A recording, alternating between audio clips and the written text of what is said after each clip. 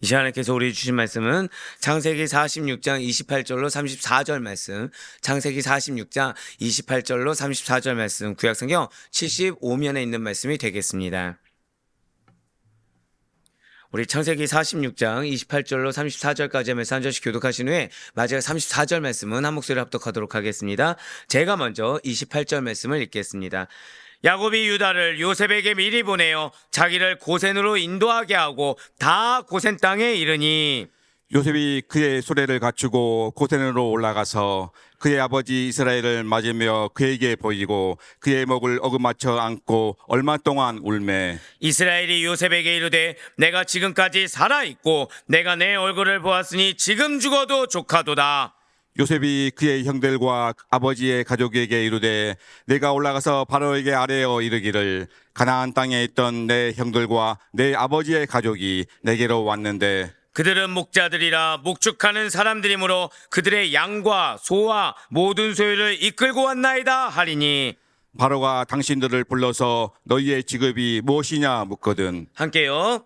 당신들은 이르기를 주의 종들은 어렸을 때부터 지금까지 목축하는 자들이온데 우리와 우리 선조가 다 그러하니이다 하소서.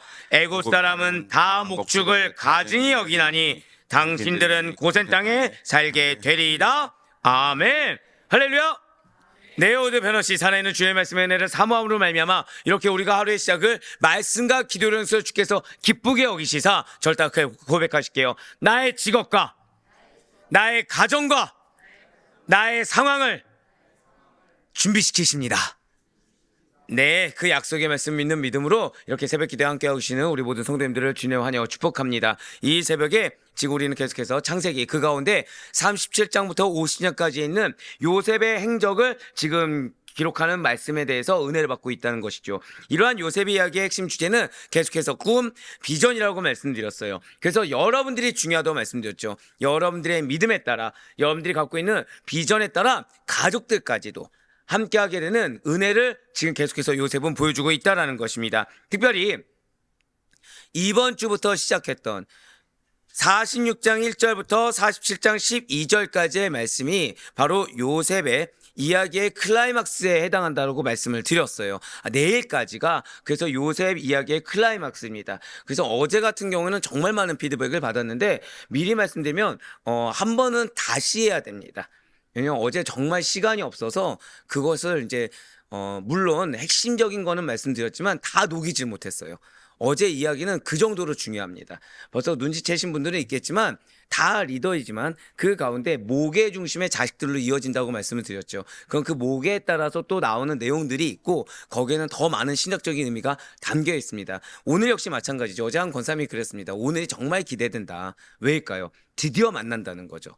드디어 만난다는 거죠. 이 만남에도 우리에게 이야기하는 바가 있고 더불어서 오늘 아마 여러분들 이제 이 창세기를 보면서 아시겠지만 단어 하나에도 의미가 다 있다는 거예요. 단어 하나, 문장 하나에도 그냥 기록되지 않았다라는 것이죠. 자, 이 요셉의 이야기의 클라이맥스에 해당하는 그 부분을 우리가 지금 살펴보면서 은혜 받고 있는데 특별히 오늘 보면 창세기 46장 28절에서 34절까지의 말씀은 드디어 야곱과 요셉이 애굽에서 제외한 내용이라는 것입니다. 여기에 우리가 상상할 수 없는 부분이 지금 담겨 있습니다. 먼저 오늘 보면 창세기 46장 28절 말씀을 다 같이 보도록 하시겠습니다. 야곱이 유다를 요셉에게 미리 보내어 자기를 고센으로 인도하게 하고 다 고센 땅에 이르니, 아멘. 자, 지금 붉은색에 표현된 부분을 보시면 야곱이 유다를 요셉에게 미리 보내어라고 나와 있습니다.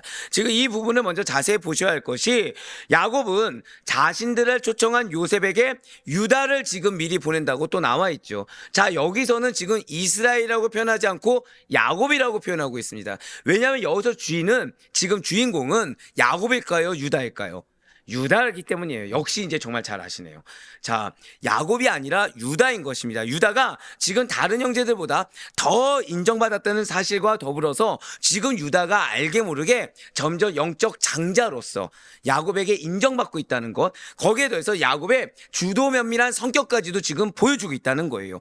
그 가운데 미리 보내어서 보내어라는 것은 그냥 보내다가 아닙니다. 고백하실게요. 어떠한 특별한 사명, 맞아요. 그냥 보내는 것이 아니라 이거는 어떠한 특별한 사명을 주어 보내다, 이것이 원어적인 뜻입니다. 그러니까 그냥 보낸 것이 아니라 지금 유다에게 뭐가 있는 거예요? 특별한 사명이 있는 거예요.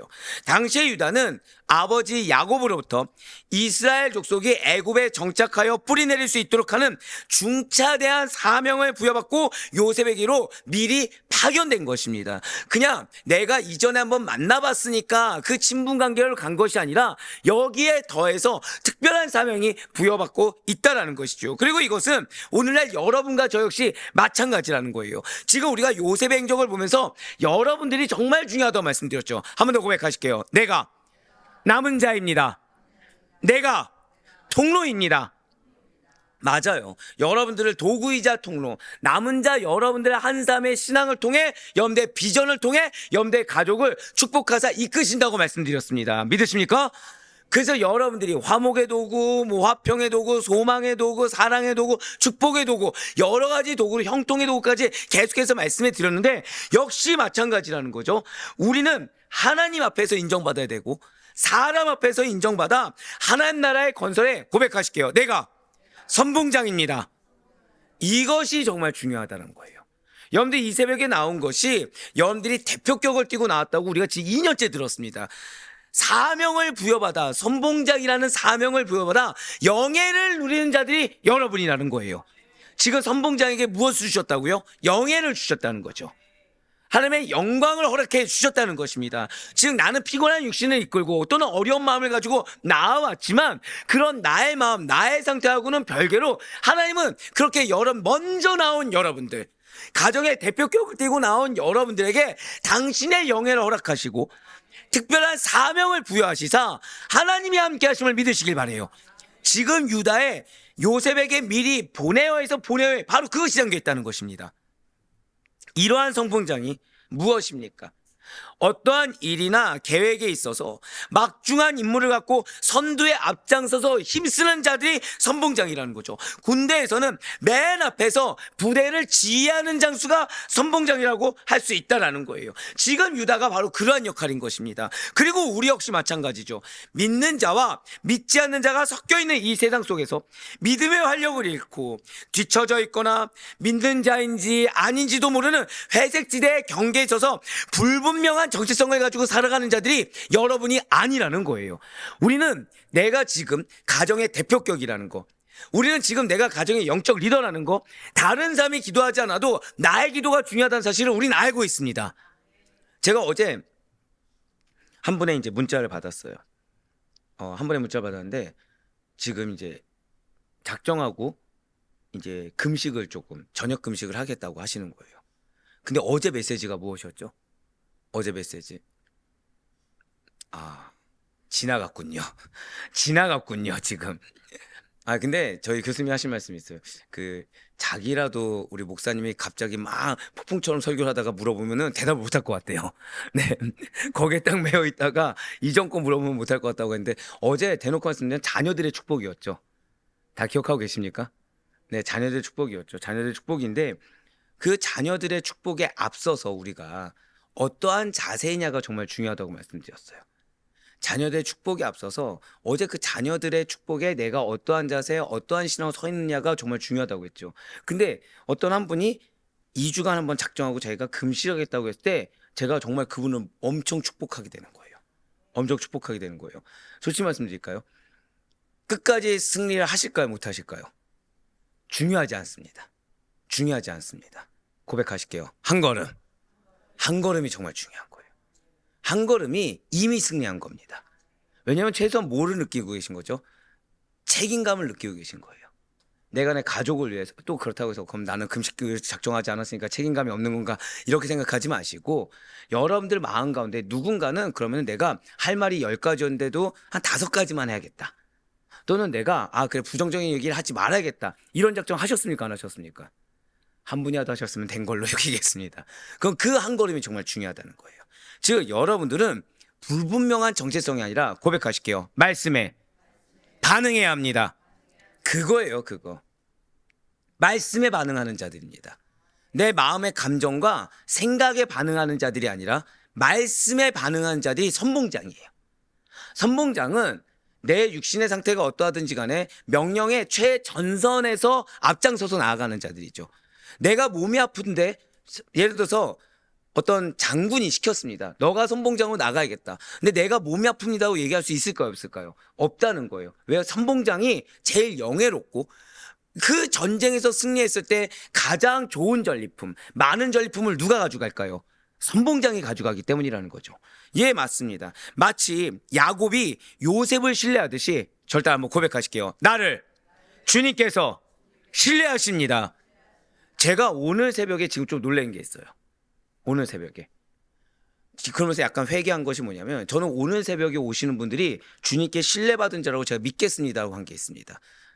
또 그러면은 이제 오늘 하필이면 오늘 안 나왔는데 왜 이런 말씀 하시니까 이게 시험 들지 마시고 예. 근데 지금 원래 수요일 날 많이 못 오시다 보니까 제가 무슨 기도를 했었냐면 못 오고 영상을 들으신 분도 그러리라 믿겠습니다 했는데 지금 많이 오신 거예요. 지금 많이 오신 거예요. 근데 우리는 주님께 신뢰를 받았기 때문에 이 자리를 지키는 자이지 내 어떤 신앙의 루틴 때문에 또는 마지못해 앉아있고 서 있는 자들이 아니라는 거예요. 신앙하지 않으려 하고 말씀이 내려줘도 믿지 않는 자들을 오히려 주 예수께로 인도하는 선봉장으로 부름받은 성도가 여러분과 저란 사실을 잊어서는 안 되는 것입니다. 우리는 보내어졌어요. 보내었다가 무엇이라고요? 특별한 사명을 가지고 보내어졌습니다. 이 특별한 사명이 우리는 모른다고 할 수가 없어요. 왜요? 최소한 나는 어떤 도구라고요? 내 자녀에게 축복의 도구입니다. 내 자녀에게 은혜의 도구예요. 그 하나님은 선봉자로 나선 여러분들에게 영예를 허락해 주셨습니다. 그 가운데 여러분들이 반응할 것은 오직 단 하나는 거예요. 우리 한번 선포합시다. 말씀에 즉각적으로 반응하겠습니다. 그것이 가장 필요하다는 사실을 절대 놓치지 않는 우리가 되길 간절히 소망합니다. 그러면서 오늘 보면 창세기 46장 28절 말씀을 다시 한 번 더 보도록 하실게요.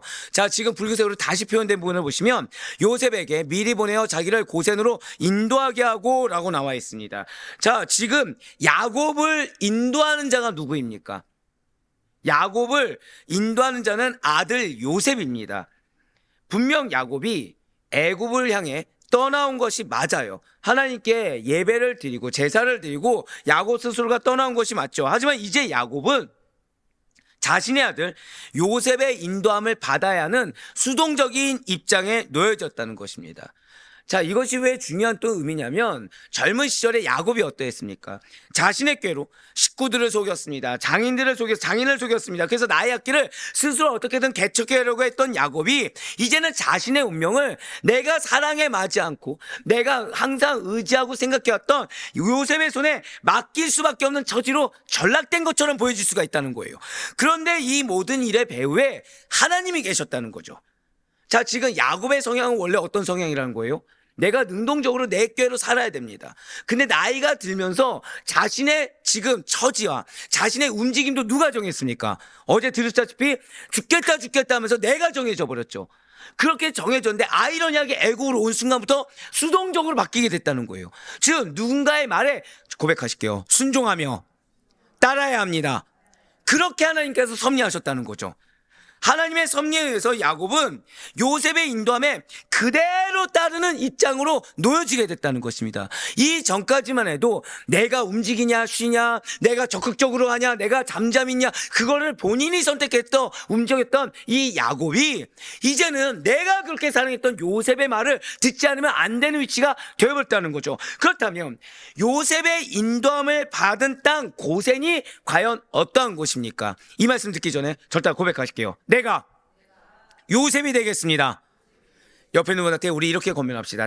우리가 같이 요셉이 되어야 합니다. 벌써 눈치채신 분은 아시겠지만 이게 엄청난 축복의 말씀입니다. 지금 더불어서 스스로를 이렇게 연단하는 말씀이기도 합니다. 자, 이미 고센 땅이 어떤 땅이냐는 걸 한번 말씀을 드렸어요. 야곱 가족에게 새로운 정착지로 안성맞춤인 땅인 바로 고센 땅이었다고 말씀드렸죠. 어떠한 면에서 좋았다고 제가 세 가지를 말씀드렸습니다. 다시 한 번 더 말씀드리면 첫 번째로 이 고센 땅은 나일강 하류에 위치한 목초지가 풍부한 곳이었어요. 유목민인 야곱 가족이 생업을 유지하기에 좋은 땅이 고센 땅이었다는 거죠. 두 번째로 국경지대에 위치했다고 기억하십니까? 국경지대에 위치해 있어서 나중에 출애굽하기에도 편을 이해한 곳이 고센 땅이었습니다. 세 번째로 애굽 본토에서 어느 정도 격리되었는데 애굽은 우상 숭배지가 많았다고 말씀드렸죠. 근데 고센은 어땠다고요? 상대적으로 소외된 땅이다 보니까 종교적으로 전혀 그런 것이 없는 땅. 그래서 종교적으로나 종족적으로 단일성을 유지하기 쉬운 지역이 고센 땅이었다는 것입니다. 그리고 바로 여기에서도 하나님의 섭리를 깨달을 수가 있다는 거예요. 자, 지금 이전까지 진두지휘를 누가 했습니까? 야곱 가족의 진두지휘 누가 했죠? 야곱이 했다고 말씀드렸습니다. 근데 이제 누구 말을 듣게 됐습니까? 요셉 말을 듣게 했죠. 맞습니다. 야곱 가족의 애굽 이주를 위해서 앞에서 진두지휘하고 책임지며 활발하게 활동하는 사람이 지금 누구입니까? 요셉이라는 거예요. 자, 이걸 기억하셔야 됩니다. 자, 이전까지는 야곱 가문을 누가 이끌었다고요? 야곱이 이끌었는데 지금 애굽으로 이주하면서 이 주도권이 지금 바뀌었다는 거죠. 주도권이 누구로 바뀌었습니까? 요셉입니다. 진실로 그래서 요셉이 지금 무엇을 하고 있냐는 거예요. 지금 왜 고센 땅이고 지금 요셉이 오늘 본문을 통해서 야곱의 가족들에게 요구하는 바가 뭐냐가 중요하다는 거죠. 여기서 영적인 리더들인 여러분, 지금 여러분들의 가족의 신앙의 선봉장으로 서 있는 여러분, 자, 제가 방금 어떤 표현 썼죠? 한 번 더 고백하실게요. 내가 우리 가족의 신앙의 선봉장입니다. 이걸 기억하셔야 돼요. 오늘 이걸 반드시 기억해야 됩니다. 여기는 부부도 있죠. 부부였을 때 자연스럽게 남편이 가장이니까 이 생각하지 마시고 누가 가장이에요? 내가 영적 선봉장이라는 사실을 기억하고 계셔야 돼요. 자, 그러면은 영적 선봉장이었던 요셉이 지금 어떠하냐는 거예요. 여기에 포커스를 두셔야 된다는 거죠. 지금 요셉은 애굽의 이방 문화로부터 분리되도록 했습니다. 출애굽에 유리한 지리적 위치를 확보하기 위해서 야곱 가족을 고센에 정착하도록 노력했다는 거예요. 아이러니하지 않습니까? 야곱은 말씀을 기억했나요, 안 했나요? 비전을 기억했다고 말씀드렸죠. 기억을 해서 종교적 편합함에 있었다고 말씀드렸습니다. 아이러니한 거는 애굽 땅에 있는 지금 요셉은 기억하고 있습니까? 안 기억하고 있습니까? 기억하고 있다는 거예요. 고백하실게요. 비전을 포기하지 않았습니다.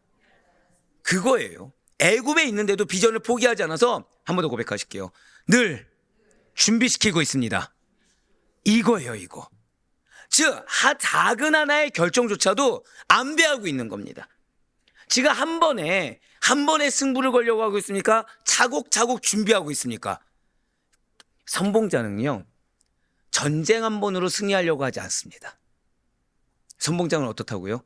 전쟁 한 번으로 승리하려고 하지 않습니다. 앞에서 맨 앞에 있다 보니까 가장 모진 풍파를 맞을 수도 있어요. 그런데도 불구하고 선봉장이니까 처질 수 있습니까? 없습니까? 처질 수 없겠죠. 언제 어디서나 활기차게, 언제 어디서나 담대하게 진취적으로 나가야겠죠. 그런데 지금 그러면서도 뭘 하는 거예요? 한 걸음 한 걸음마다 준비하는.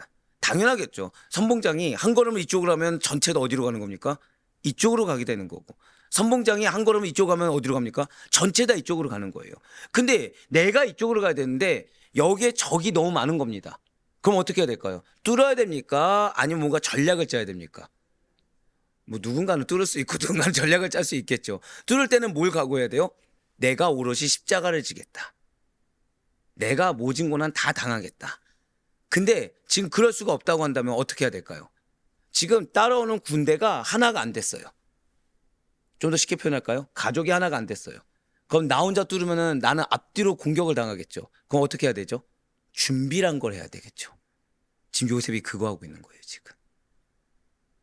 요셉이 지금 당장 출애굽하자, 그게 아닙니다. 지금 요셉은 어떻게 했다고요? 한번 고백하실게요. 출애굽할 준비를. 바로 그거예요. 고센 땅을 하는데 약속의 말씀을 확신함으로 말미암아. 자, 준비를 할 수 있는 이유가 무엇이라고요? 약속의 말씀을 확신하기 때문에 준비하고 있는 거예요. 지혜로운 거죠. 자, 그런데 이러한 야곱 가족 이주의 역사의 배후에서 일하시는 분이 누구라고 말씀드렸습니까? 하나님이시라는 거예요. 그 하나님께서 모든 역사를 이끄시는 역사의 주관자가 되십니다. 여기서 우리는 야곱 가족이 고센으로 무사하게 이주할 수 있도록 행하신 하나님의 당신 백성을 향한 세밀한 돌보심을 깨달을 수가 있다는 거예요. 바로 신명기 32장 9절에서 12절까지의 말씀입니다. 여호와의 분깃은 자기 백성이라 야곱은 그가 택하신 기업이로다. 여호와께서 그를 황무지에서 짐승이 부르짖는 광야에서 만나시고 호위하시며 보호하시며 자기의 눈동자같이 지키셨도다. 마치 독수리가 자기의 보금자리를 어지럽게 하며 자기의 새끼 위에 너풀거리며 그의 날개를 펴서 새끼를 받으며 그의 날개 위에 그것을 엎는 것 같이 여호와께서 홀로 그를 인도하셨고 그와 함께한 다른 신이 없었도다. 아멘. 여호와께서 홀로 인도하셨습니다. 여러분과 저를 마치 야곱을 인도하셨듯이, 요셉을 인도하셨듯이 여러분과 저를 홀로 여기까지 인도하신 분이 여호와 하나님이시라는 거예요. 선봉장은 그분을 믿는 믿음으로 나아가는 겁니다. 이스라엘 백성들이 황무지에서 이렇게 짐승이 울부짖는 광야에서 안전할 수 있었던 것, 여러분들이 언제 어디서나 신앙을 내려놓게 좋은 환경 가운데서도 이렇게 연약하든 굳건하든 신앙을 지킬 수 있는 그 이유는 하나님께서 여러분과 동행하셨기 때문입니다. 하나님께서 이스라엘과 동행했던 것처럼, 자, 제가 지금 야곱이라 하고 뭐라 말씀드렸죠? 이제 알고 계시죠? 이스라엘이 무엇이라고요? 한 번 더 고백하실게요. 약속. 예, 맞습니다. 약속의 하나님으로 야곱과 이스라엘과 동행하셨던 것처럼 여러분과 약속의 하나님으로 동행하고 계심을 반드시 믿으시길 바라요.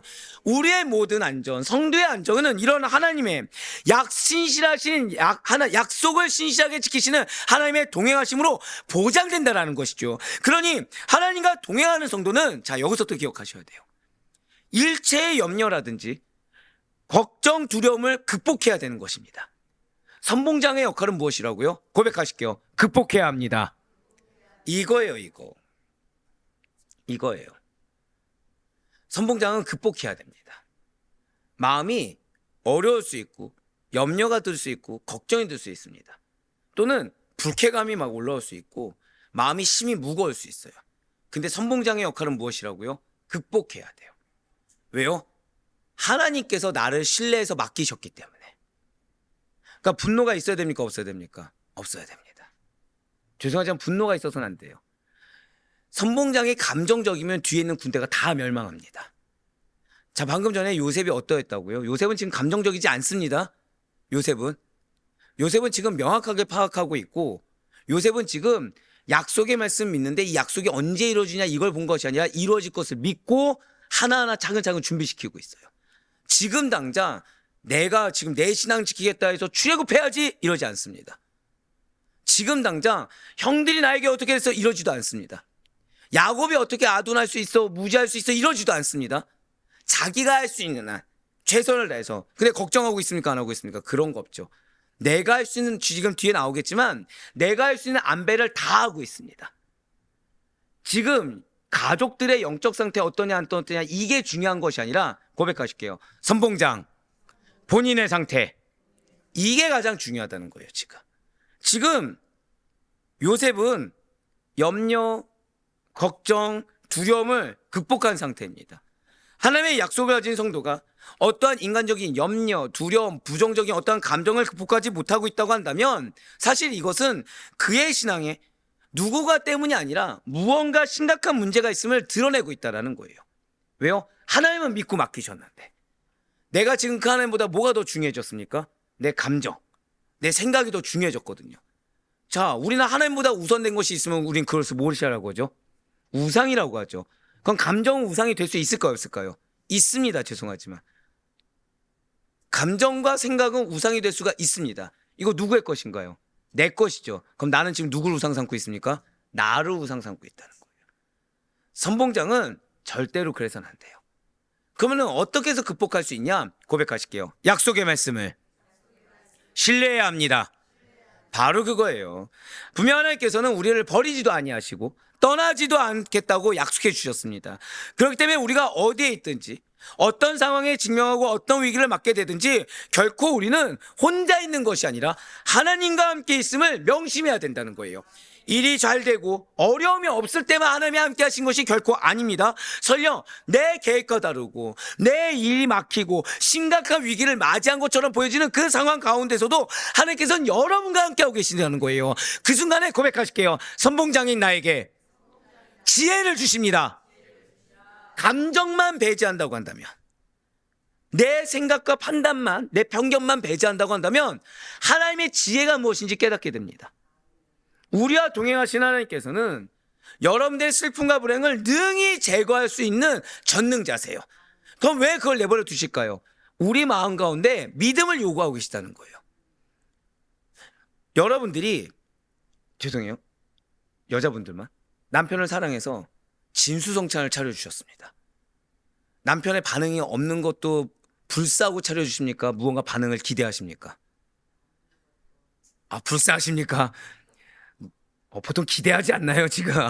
제 요즘 들어서 항상 드린 말씀이지만 여러분들은 연구해 오시는 것 같습니다. 이런 말을 하면 우리 목사님이 놀라지 않을까?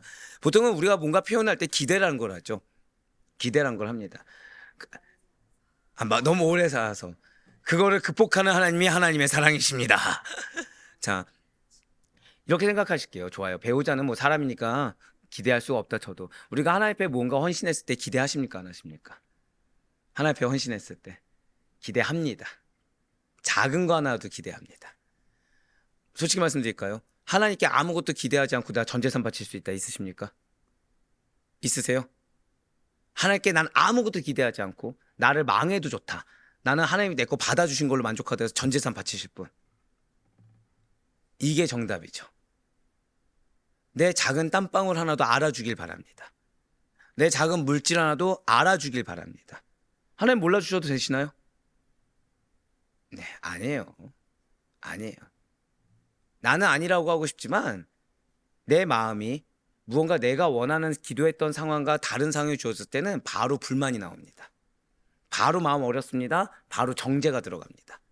왜요? 내 기대한 대로 안 됐거든요. 내가 지금 여러분들 마음 가운데 누군가 어떠한 영혼에 대해서 내가 지금 불편한 마음을 갖고 있다, 그게 증거입니다. 내가 하나님께 기대하는 바가 있구나. 근데 기대한 대로 내가 되지 않아서 지금 마음이 불편해진 거구나. 예, 맞습니다. 우리가 하나님께서 다 제거해 줄 수 있는 정능자임에도 불구하고 우리의 슬픔과 불행을 내버려 두는 것처럼 보여질 때는 다른 거 아니에요. 그 이상의 믿음을 보길 원하시는 겁니다. 주님께서 우리에게 기대하는 건 딱 하나죠. 믿음입니다. 정말 믿음이 전부가 되는지, 아니면 내가 전부가 되는지. 여러분들, 내가 믿는 믿음과 하나님 인정하는 믿음은 다릅니다. 계속해서 지금 우리가 강조되고 있죠. 지금 야곱은 어제 말씀만 생각하셔도 그러잖아요. 야곱이 마음 가운데 뭐가 있었다고요?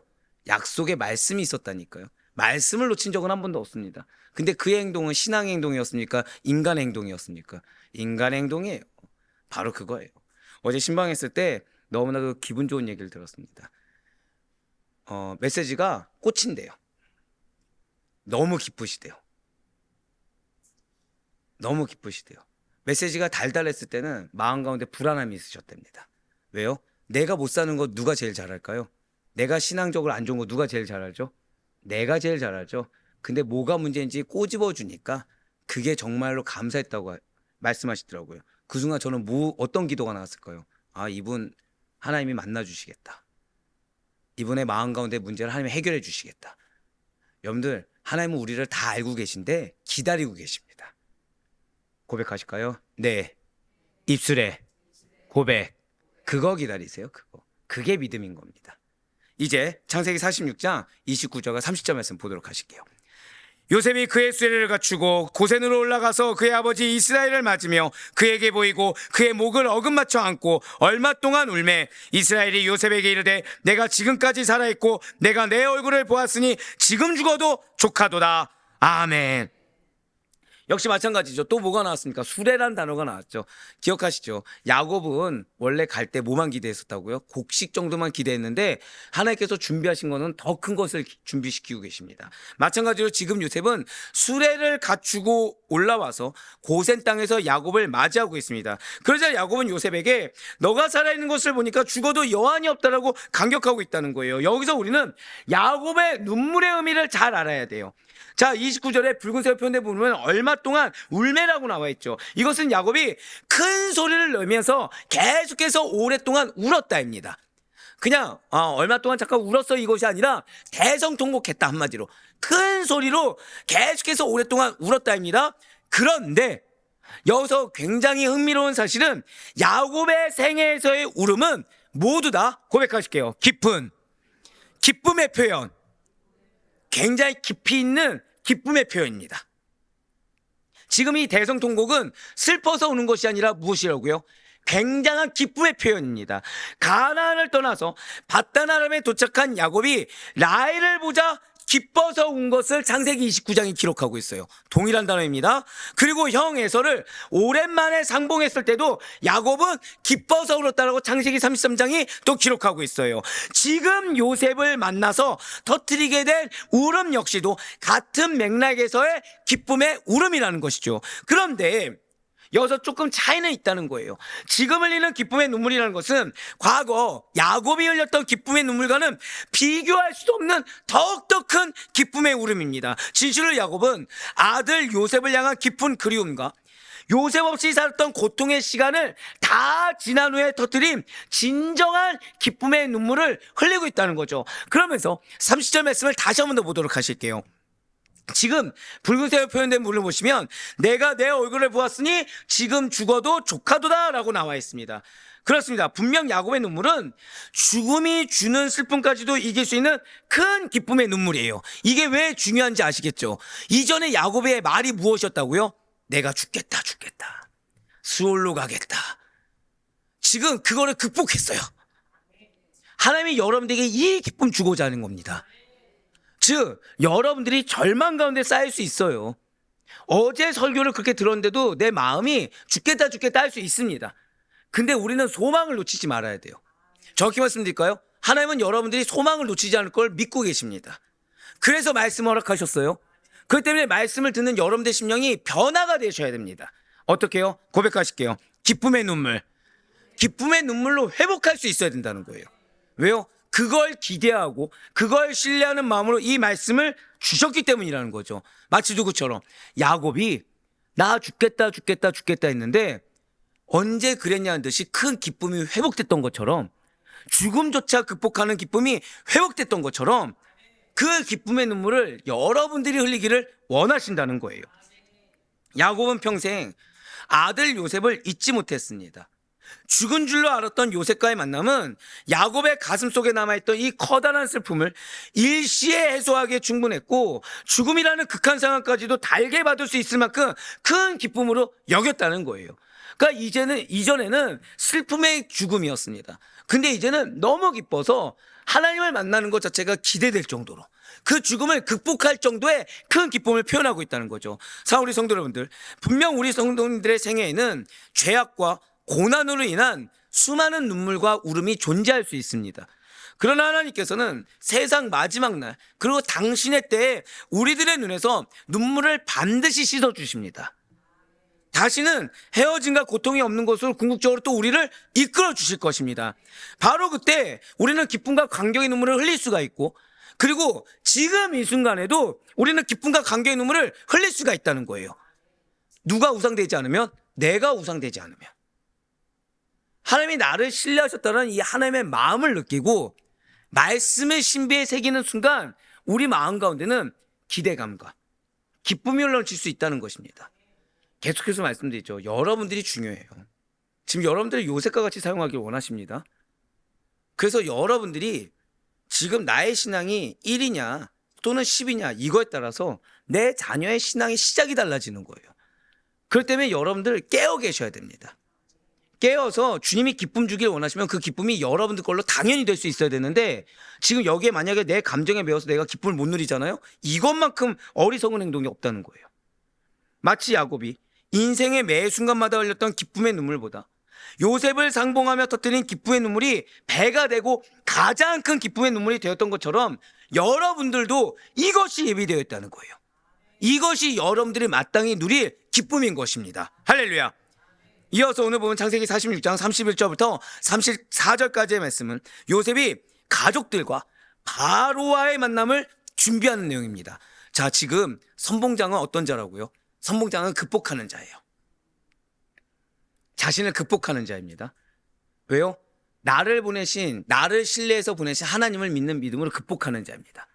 근데 그 자에게 무엇이 예비되어 있다고요? 이루 말할 수 없는 기쁨이 예비되어 있습니다.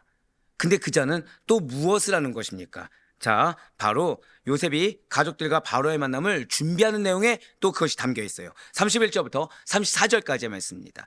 요셉이 그의 형들과 아버지의 가족에게 이르되 내가 올라가서 바로에게 아뢰어 이르기를 가나안 땅에 있던 내 형들과 내 아버지의 가족이 내게로 왔는데 그들은 목자들이라 목축하는 사람들이므로 그들의 양과 소와 모든 소유를 이끌고 왔나이다 하리니 바로가 당신들을 불러서 너희의 직업이 무엇이냐 묻거든 당신들은 이르기를 주의 종들은 어렸을 때부터 지금까지 목축하는 자들이 온데 우리와 우리 선조가 다 그러하니이다 하소서. 애굽 사람은 다 목축을 가증히 여기나니 당신들이 고센 땅에 살게 되리이다. 아멘.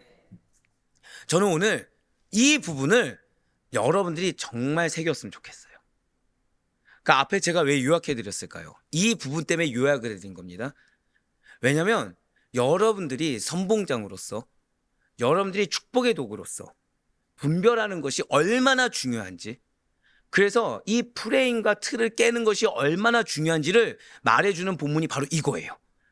근데 이것이 준비가 돼서 나중에 큰 축복에 이렇게 좋은 모티브가 되고 시작이 된다는 것을 말해주는 것이 바로 이 본문입니다.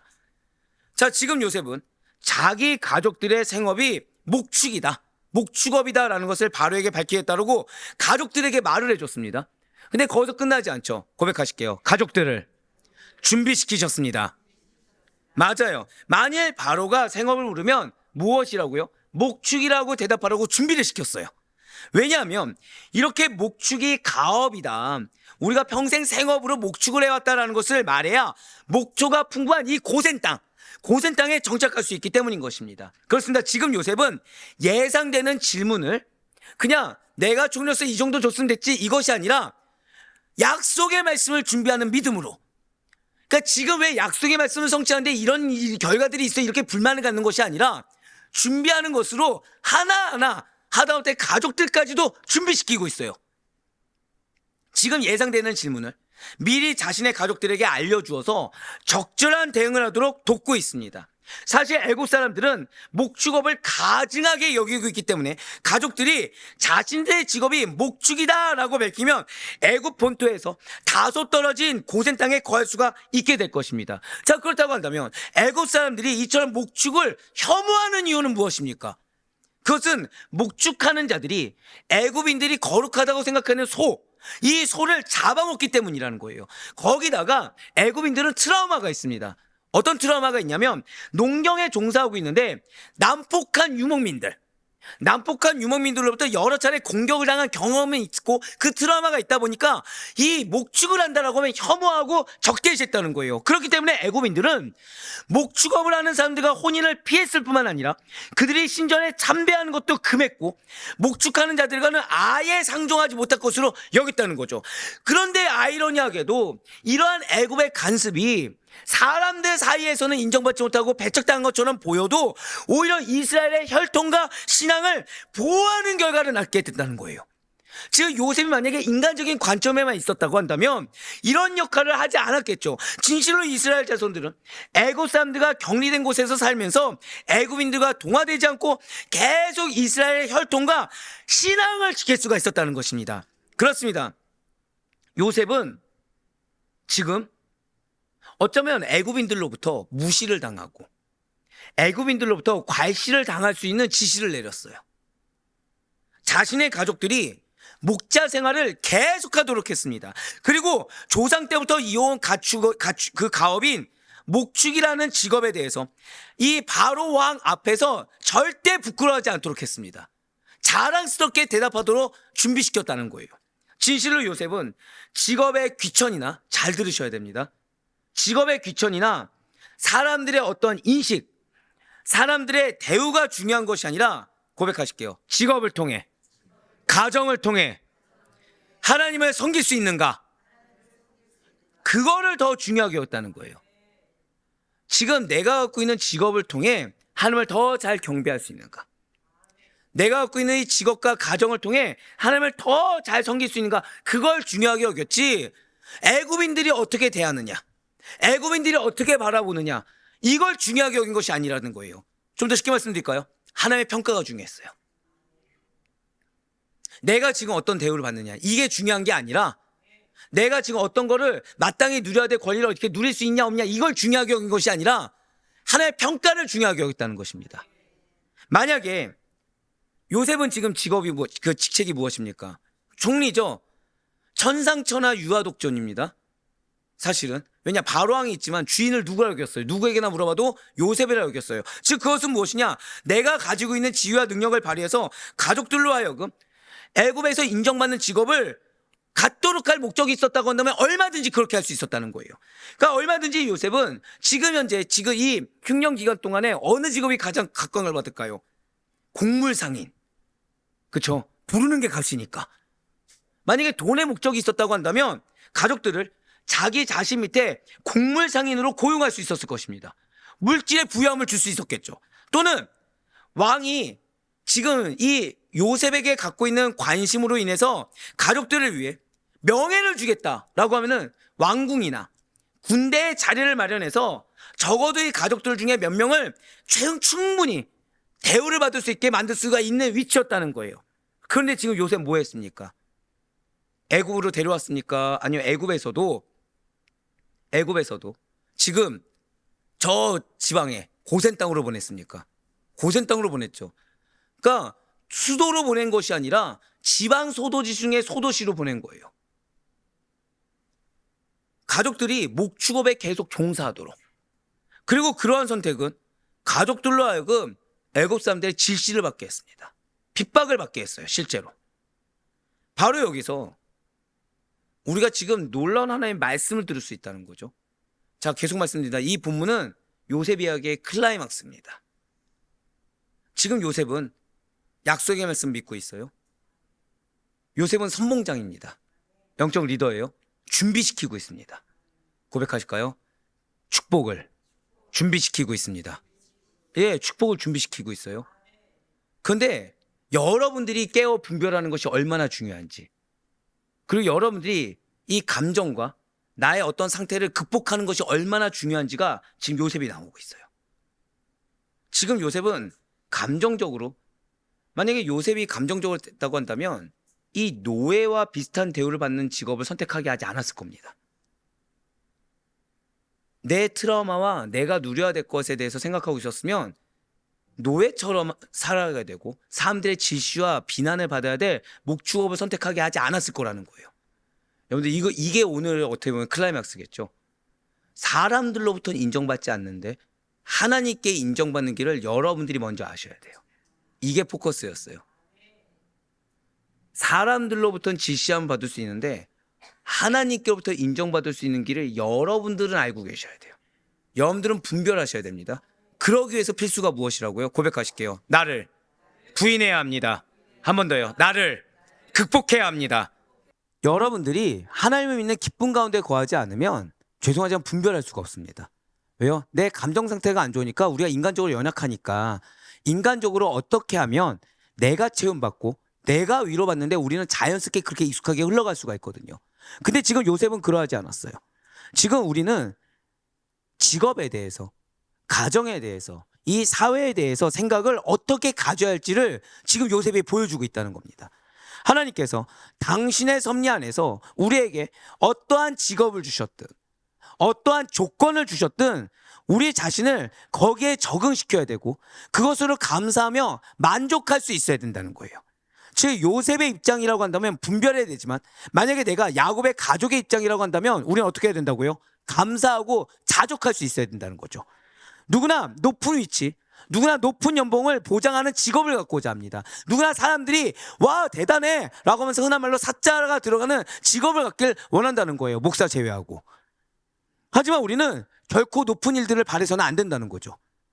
우리가 높은 지위에서 하나님을 잘 섬기지 못하고 하나의 백성으로서 정체성을 지키지 못해 수치를 당하는 것보다, 비록 낮은 위치라고 하더라도, 낮은 상황이라고 하더라도 하나님께 인정받고 하나님께 신뢰받을 만한 직업과 환경이 더 좋다라는 거예요.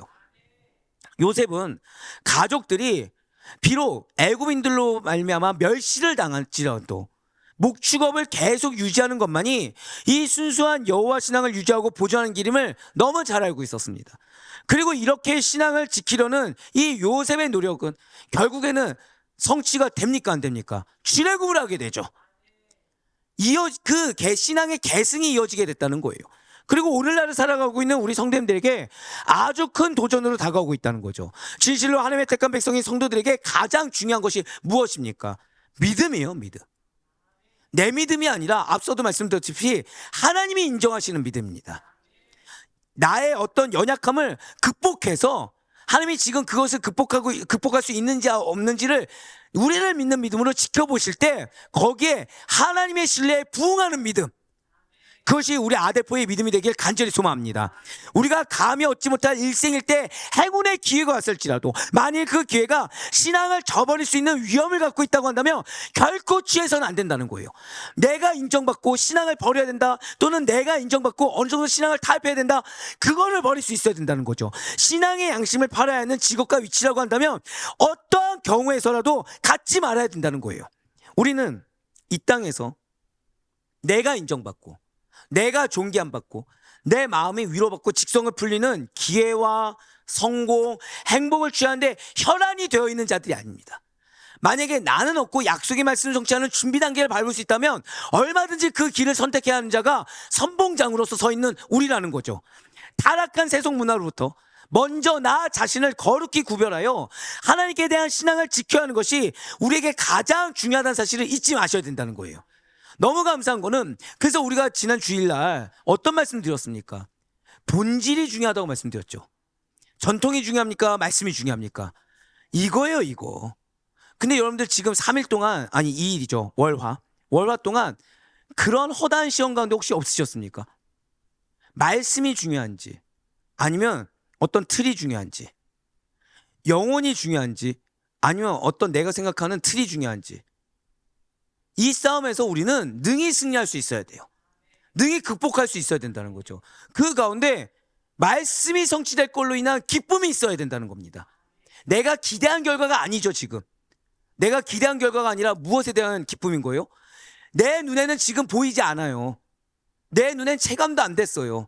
근데 여러분들에게 약속의 말씀을 주셨습니다. 그 순간 기쁨이 임해야 되는 거예요. 그 순간 희열이 가득해야 된다는 거죠.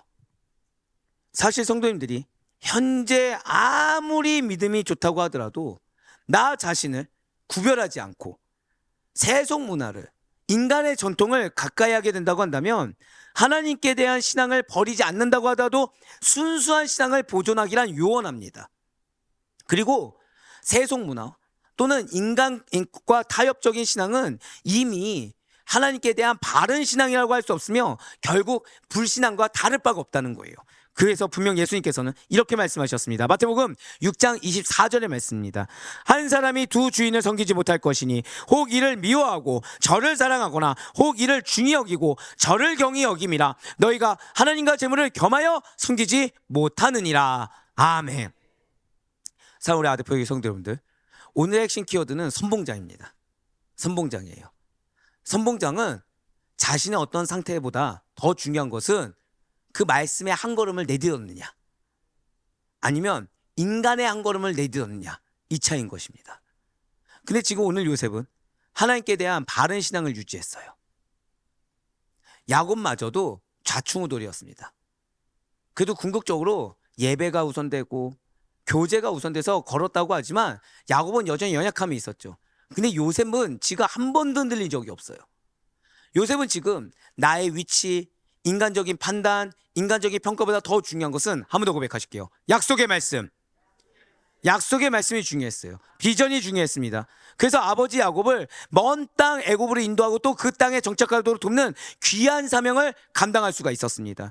요셉에게 중요한 것은, 한 번 더 고백하실까요? 세상과 구별된 자. 예, 맞아요. 세상과 구별된 자로서 오직 하나님의 영광을 위해 살아가는, 약속의 말씀의 성취를 준비하는 성도로서의 정체성을 유지하는 것이 요셉이 가장 중요했던 것이지, 지금 내가 어떤 대우냐, 지금 내가 생각하는 어떤 영광이냐, 내가 이방인 노예로서 지금 여기까지 올랐는데 여기에 다른 어떤 자격지심을 이겨내지 못하고 우리 민족이 잘 먹고 잘 살아야 돼, 이런 것이 아니었다는 거예요. 그리고 이것은 오늘날 우리 역시 마찬가지입니다. 여러분들이 이 자리에 있는 이유는 사명이 있기 때문이에요. 하나님이 여러분들을 신뢰하사 특별한 부르심을 받아 보내어진 자라는 거죠. 그래서 이 자리에 있는 것입니다. 근데 이 자리에 있는 우리가 이 자리에 있는 자격을 갖출 수 있는 것은 딱 하나예요. 구별돼야 됩니다. 달라야 돼요. 그리고 극복하셔야 돼요. 저는 사실은 이 말씀 앞에 감사하면서도 경각심을 가진 게 무엇이냐? 감사한 거는 이전에는 한번 말씀드렸을 거예요. 여러분들이 채움받아야 됩니다. 근데 얼마 전부터 뭐라 말씀하셨죠? 채워져 있습니다. 채워져 있다는 거예요. 그래서 이전의 신앙과는 달라야 됩니다. 극복하셔야 돼요. 여전히 이전의 모습과 동일한 모습이 나에게 지금 나와서는 안 되고 이전의 모습이 없는 것이 정상입니다. 그러고서 극복된 자세로 한 걸 한 걸은 변화된 모습을 하나님 앞에 증명되는 것이 제자인 것입니다. 예수님 공생의 3년 동안 제자들이 1년 때 모습이나 2년 때 모습이나 3년 때 모습이 같으면 됩니까? 안 됩니까? 안 된다는 거예요. 달라져야 된다는 것이죠. 진실로 성도들의 삶의 목표와 방향은 불신자들과 달라야 되고 그런 성도들의 발걸음은 어제와 오늘이 달라야 되고 오늘과 내일이 달라야만 합니다. 어떠한 경우에서도 그러기 위해서는 성도로서의 정체성을 지켜야 되고 내가 부름받은 자라는 자긍심을 포기하지 않아야 되며 그래서 여러분들이 속한 곳곳마다 거룩하게 구별되어 선한 향기로 가득 찰 수 있길 간절히 소망합니다. 그러니 부디 바라옵거나 없기는 사랑하는 우리 모든 성도들께서는 오늘 요셉과 같이 구별된 선봉장으로서 나의 책무를 잊지 않는 가운데 인간의 눈이 아니라 영적인 눈으로 선택할 수 있길 바라요. 인간의 선택이 아니라 영적인 선택으로 말미암아 여러분들이 선택한 것이 지금 판단 내려지기보다도 하나님께서 인정할 수 있는 그런 선택이 되길 간절히 소망합니다. 그래서 이 땅에서 사는 동안 하나님의 백성으로 당당하게 살아가는 우리 성도님들 되시는 가운데 나 자신을 세상에서 구별되게 사는 그 삶을 살아가심으로 말미암아 하나님께서 약속하신 그 기업의 선봉장이 되셔서 늘 항상 기쁨 가운데 늘 항상 하나님께서 세상에 줄 수 없는 그 기쁨 가운데 늘 항상 주님을 만나시고 그 가운데 여러분들에게 마땅히 누려야 될 칭찬과 상급이 여러분들의 삶이 될 수 있기를 주님의 이름으로 간절히 축원합니다.